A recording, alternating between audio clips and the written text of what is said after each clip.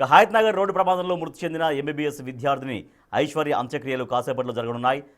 మునగానూరు road శివాలయం పక్కనే ఉన్న శ్మశాన వాటికలో అంత్యక్రియలు చేరున్నారు. శ్మశాన వాటికకు హాస్పిటల్ నుంచి నేరుగా వస్తారు ఐశ్వర్య తండ్రి పాండు. పోస్టుమార్టం పూర్తయిన 2 రోజుల పాటు ఐశ్వర్య డెడ్ బాడీని మార్చురీలోనే ఉంచారు. 2 రోజుల క్రితమే పాండుకు సర్జరీ పూర్తయింది. కూతురు చనిపోయినట్లు రాత్రే చెప్పారు ఆయనకు కుటుంబ సభ్యులు. కూతురు మృతితో కన్నీరు మున్నీరవుతున్నారు తండ్రి పాండు.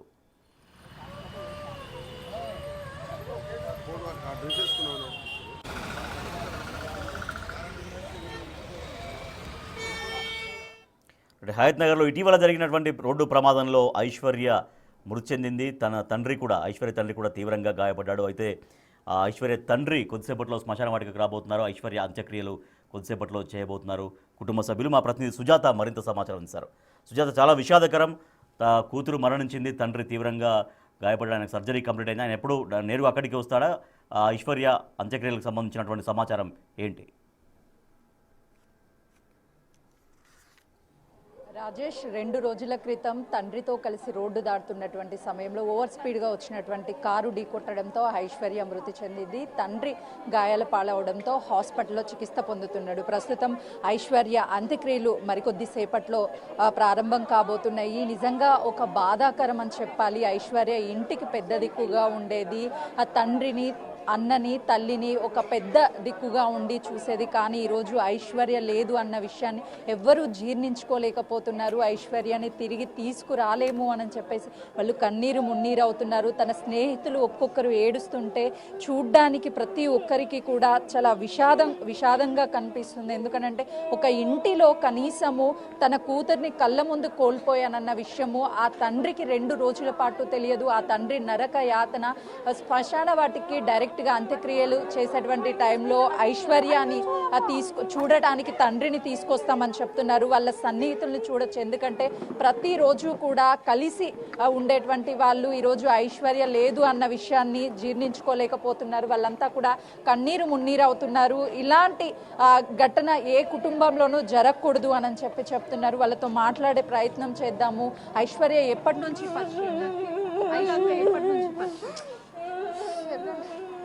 చూడొచ్చు. అంటే వాళ్ళని ఎంత ఓదార్చే ప్రయత్నం చేసినా కూడా ఆ బాధని తీర్చలేనటువంటి పరిస్థితి ఉంది. ఒక్కసారి వాళ్ళ కుటుంబ సభ్యులతో కూడా, ఎందుకంటే అతివేగంగా వచ్చి ఆ కారు ప్రమాదం చేసినటువంటి వ్యక్తిని వెంటనే శిక్షించాలి, కుటుంబానికి న్యాయం చేయాలి అని చెప్పేసి కుటుంబ సభ్యులు డిమాండ్ చేస్తున్నారు. ఏ ఒక్కరికి కూడా ఇలాంటి బాధ కలగొద్దు. ఒకవైపు తండ్రి చివరిగా తన కూతుర్ని చూసుకోలేనటువంటి పరిస్థితిలో ఉన్నాడు. మరోవైపు ఇక్కడ ఐషు అంత్యక్రియలకి అన్ని ఏర్పాట్లు కూడా సిద్ధం చేస్తున్నారు. డైరెక్ట్గా శ్మశాన వాటికి తీసుకువచ్చి అలా తండ్రికి చివరి చూపు చూయిస్తామని చెప్తున్నారు. వాళ్ళ రిలేటివ్స్తో మాట్లాడించే ప్రయత్నం చేద్దాము. ఐశ్వర్యని ఎవరూ తిరిగి తీసుకురాలేరు. మీకు న్యాయం ఏ విధంగా కోరుకుంటున్నారమ్మా? ఫ్రెండ్స్ దగ్గరికి వెళ్ళండి, వాళ్ళు చెప్తారు. మేము అడిగిన వాళ్ళు న్యాయం చెయ్యరు, వేస్ట్. 3 రోజుల నుంచి తిరుగుతున్నామమ్మా, ఏం లేదమ్మా, ఎవ్వరూ తీర్చలేరు. మా ఐశ్వర్య ఫ్రీ సీట్ కొట్టిందమ్మా. ఫ్రెండ్స్ తండ్రికి చివరిగా ఒక్కసారైనా చివరి చూపు చూపించడానికి కష్టంగా ఉందమ్మా. డాక్టర్లు అడిగినాక చెప్పాలి, కోలుకునే పరిస్థితుల్లో లేడమ్మా. అన్నగా ఆపరేషన్ అయింది.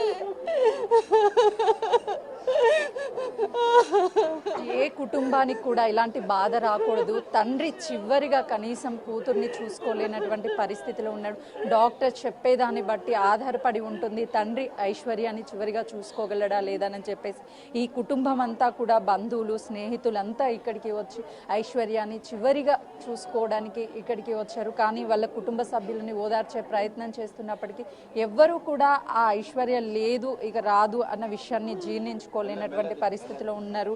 మాట్లాడదాము. ఇప్పటికే ఫుట్ ఓవర్ బ్రిడ్జెస్ కావచ్చు, అవన్నీ ఏవి కూడా ఇక్కడ లేవు. సో ఈ ఘటన జరగడానికి అదొక కారణం అనుకోండి. ఫుట్ ఓవర్ బ్రిడ్జ్ అనే కాదమ్మా, ఈ హైవేనే పెద్ద ప్రాబ్లం. యాక్చువల్గా ఇది సిటీ లిమిట్స్. ఎంతో పాపులేషన్ ఉన్న కొన్ని వేలు, ఇప్పుడు ఇక్కడ హయత్ నగర్ ఏరియాలోనే 1,00,000 పైన 1,50,000 పబ్లిక్ ఉన్నటువంటి ఏరియా ఇది. అట్లాంటి ఏరియాలో ఈ బ్యారికేడ్స్ పెట్టేసి హైవే అటు వెళ్ళాలి, సిటీకి వెళ్ళాలంటే ఖచ్చితంగా రోడ్ దాటాల్సిన పరిస్థితి. రోడ్ దాటాలి అంటే చాలా ఇబ్బంది ఉన్నది, ఎన్నో యాక్సిడెంట్స్, ప్రతి నెల అట్లీస్ట్ 2-3 చావులు జరుగుతున్నాయి ఈ ఏరియాలో. డిపో దగ్గర ఆర్టీసీ డిపోలో మార్నింగ్ డ్యూటీకి వెళ్తూ ఒక అతను యాక్సిడెంట్ అయి చనిపోయిండు సాయిబాబా గుడి దగ్గర. డిపో దగ్గర అట్లానే 2-3 ఇన్సిడెంట్స్, ఇదే ఆర్టీసీ కాలనీలో 2-3, ప్రతి నెల 2-3 ఇన్సిడెంట్స్ అవుతున్నాయి. ఎట్లాంటి జాగ్రత్తలు కానీ ఎట్లాంటి ప్రికాషన్స్ కానీ గవర్నమెంట్ తీసుకోవట్లేదు. కాబట్టి ఈ ఏరియాలో ఫుట్ ఓవర్ బ్రిడ్జ్ కంటే కూడా యాజ్ సూన్ యాజ్ పాసిబుల్ ఆ బ్రిడ్జ్ ఏదైతే అంటున్నారో గవర్నమెంట్, అది చేస్తేనే దానికి ఏమైనా పర్మనెంట్ సొల్యూషన్ ఉంటుంది తప్పితే ఎలాంటి సొల్యూషన్ రాదు. ఇది మా డిమాండ్ అండి. చూడొచ్చు వాళ్ళ కుటుంబ సభ్యులంతా కూడా ఐషు చివరి చూపు చూసుకోవడానికి ఇక్కడికి వచ్చారు. సిగ్నల్స్ కూడా ఎక్కడా లేవు, సిగ్నల్స్ ఉంటే ఈరోజు ఈ ఘటన జరిగేది కాదు అని చెప్తున్నారు. మరి చాలా కాలం నుంచి కాలనీలో ఉన్న వీళ్ళు మనకు 20 సంవత్సరాలు నుంచి ఉంటారు. ఇప్పుడు కాదు, 20 సంవత్సరాల నుంచి రోడ్డు ప్రాబ్లం గురించి ఆర్టీసీ వాళ్ళు కూడా అక్కడికి వెళ్ళి డిపో నుంచి వాళ్ళకి ఇబ్బంది లేకుండా ఎక్కడి నుంచి 3 కిలోమీటర్ల నుంచి యూటర్న్ తీసుకొని హైదరాబాద్ రావాలి. వాళ్ళు ఏం చేస్తారంటే 1 by 1 వచ్చేస్తున్నారు, ఇక్కడ ఎదురుగా వచ్చేస్తున్నారు, అపోజిట్లో వచ్చేస్తున్నారు. ఆ ప్రాబ్లం వల్ల చాలా ఎంత కన్ఫ్యూజ్గా ఉందంటే ఈ రోడ్డు వల్ల చాలా డిఫరెన్స్. మళ్ళీ పొద్దున మార్నింగ్ అడగావుడిగా డ్యూటీలోకి వెళ్ళిపోతున్నారు, టైం అయిపోతున్నాయి అని చెప్పేసి అసలు చిన్న వేగం కూడా వస్తలేవు బండ్లు మాటకు. ఎందుకంటే 2-3 చోట్ల 4 దిక్కుల రోడ్లు అయిపోయినది. ఈ ఏవీ రోడ్ల మీద కూడా రోడ్డు దాటుతున్నారు అనే జ్ఞానం కూడా లేకుండా ఒక్కసారిగా వచ్చేసి చాలా ప్రాబ్లం చేస్తుంది. దీన్ని త్వరగా క్లియర్ చేయాలని చెప్పేసి మనవి చేసుకుంటున్నాము.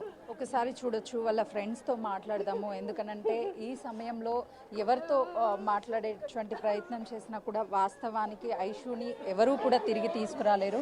కానీ మరొకరికి ఇలాంటి ఘటన జరగకుండా ఉండాలి, ఐషుకి న్యాయం జరగాలి అని అంటే ఎవరైతే యాక్సిడెంట్ చేశారో తనని కఠినంగా శిక్షించాలి అని చెప్తున్నారు. చూడొచ్చు, ఫ్రెండ్స్ అంతా కూడా అసలు కనీసము రెగ్యులర్గా మాతో మాట్లాడేటువంటి ఐషు ఇప్పుడు లేదు అన్న విషయాన్ని జీర్ణించుకోలేకపోతున్నారు.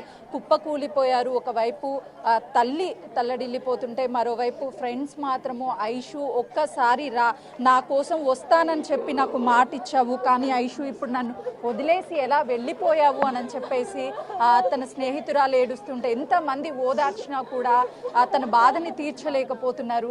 ఐషు చివరిగా ఎప్పుడు మాట్లాడింది? నా బర్త్డే రోజు కాల్ చేసింది ఐషు, November 15కి.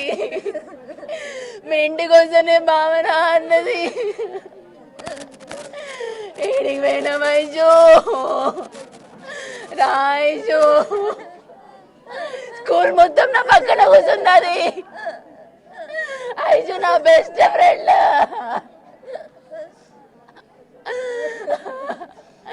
వదిలేసి ఏడికి పోయినాం ఐషు. ఐషు ఒక్కసారి రా ఐషు, నన్ను వదిలేసి ఎక్కడికి వెళ్ళావు అని చెప్పేసి వాళ్ళ స్నేహితులంతా కూడా కన్నీరు మున్నీరు అవుతున్నారు. మరికొద్ది సేపట్లోనే ఐషు అంత్యక్రియలు ప్రారంభమవుతాయి. ఒకవైపు వాళ్ళ నాన్న చివరి చూపు చూసుకోగలడా లేదా అని చెప్పేసి ఎవరికి అర్థం కానటువంటి ప్రశ్నగా మారింది. ఏ కన్న తండ్రికి కూడా ఇలాంటి సిచ్యువేషన్ రావద్దనే చెప్పుకోవచ్చు. ఓవరాల్గా చూసుకుంటే మాత్రము ఈ విషాదము అందరినీ కూడా కలిసివేస్తున్నటువంటి పరిస్థితి ఉంది. ఆ తల్లి ఒక్కసారి మాట్లాడమ్మా ఐషు, నీకు జరిగినటువంటి అన్యాయం గురించి మాట్లాడు అని చెప్పేసి చెప్తున్నారు. ఒక్కసారి తల్లి న్యాయం చెయ్యి, న్యాయం చూడొచ్చు. మొత్తానికైతే మాత్రము ఐషుకి న్యాయం చేయండి అని చెప్పేసి వాళ్ళ కుటుంబము బోరున విలిపిస్తున్నటువంటి పరిస్థితి అయితే మాత్రం ఇక్కడ నెలకొంది. Rajesh. Right, thank you Sujatha.